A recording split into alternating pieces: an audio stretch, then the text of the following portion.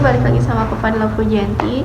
Jadi kali ini saya akan memenuhi tugas dalam mata kuliah manajemen hukum dan juga kebijakan media. Nah, kita akan membahas mengenai kasus Lion Air pada tanggal 29 Oktober di tahun 2018 yang lalu.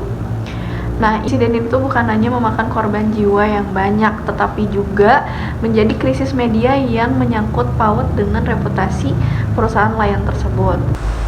Oke, seperti yang kita tahu bahwa perusahaan Lion Air ini kan adalah salah satu maskapai yang terbesar di Indonesia gitu ya. Nah, jadi kejadiannya pada tahun 2018 di tanggal 29 Oktober pada pagi hari, pesawat Lion Air ini tuh jatuh ke Laut Jawa, yang dimana ada 189 penumpang beserta kru di dalam maskapai tersebut. Nah, penyelidikan awal itu menunjukkan bahwa adanya sistem kontrol yang kurang baik di dalam pesawat tersebut gitu. Nah, untuk dampak krisisnya ini tuh pihak maskapai itu memiliki penyerangan dari berbagai pihak media gitu. Oke, selanjutnya mengenai strategi manajemen krisis dalam kasus ini. Lion Air menghadapi berbagai tantangan dan juga kesulitan dari kasus ini. Mengapa begitu? Karena mereka menjadi sorotan publik dari berbagai media gitu. Kenapa begitu? Karena mereka mendapat kritikan kurangnya transparansi serta respon yang lambat di beberapa hari pertama. Nah, oleh karena itu, pada awalnya mereka sudah memberitahu dan juga berusaha untuk menginformasikan melalui konferensi pers dan juga berusaha untuk menyatakan yang resmi gitu, tapi sulit gitu. Lion Air mengalami kesulitan dalam menangani permintaan informasi dari media dan keluarga korban. Nah, untuk beberapa pertanyaan yang pertama adalah, bagaimana Anda melihat langkah media krisis dari manajemen Lion Air dalam peristiwa JT610 Oktober 2018? Mungkin yang bisa dan dilakukan evaluasi gitu dari kasus tersebut adalah karena dinilai kurang efektif, karena yang pertama kurang respon dan juga tidak transparan. Yang kedua, komunikasi yang tidak konsisten. Ketiga, kurangnya empati. Dan juga yang keempat adalah kesiapan krisis yang rendah. Kesimpulannya adalah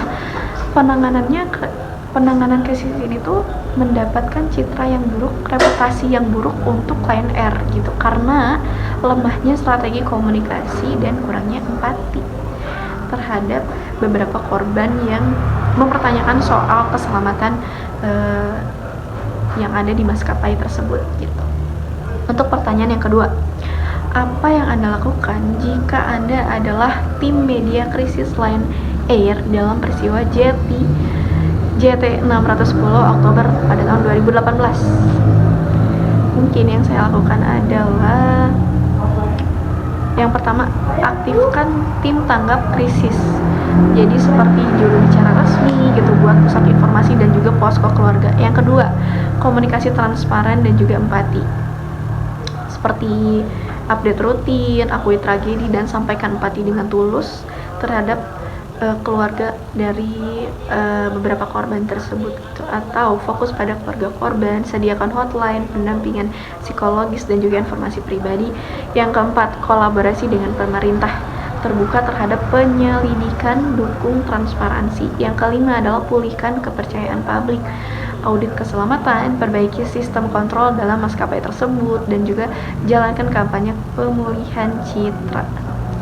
Nah, dari dua pertanyaan tersebut dan juga evaluasi dan juga serta hal yang bisa saya lakukan di dalam kasus tersebut gitu ya, kesimpulannya adalah kasus Lion Air tersebut itu menjadi contoh nyata bagaimana pentingnya manajemen krisis media yang tepat, cepat, transparan, dan juga empati.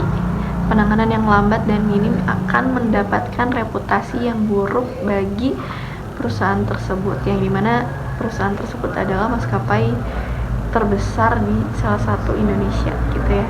Karena mungkin dari reputasi yang baik itu akan mendapatkan kepercayaan terhadap masyarakat gitu. Strategi krisis yang baik tidak hanya menyampaikan informasi, tetapi juga menunjukkan tanggung jawab dan kepedulian perusahaan terhadap berbagai masyarakat. Mungkin segitu dulu aja video dari saya. Mohon maaf apabila ada kesalahan. Wassalamualaikum warahmatullahi wabarakatuh.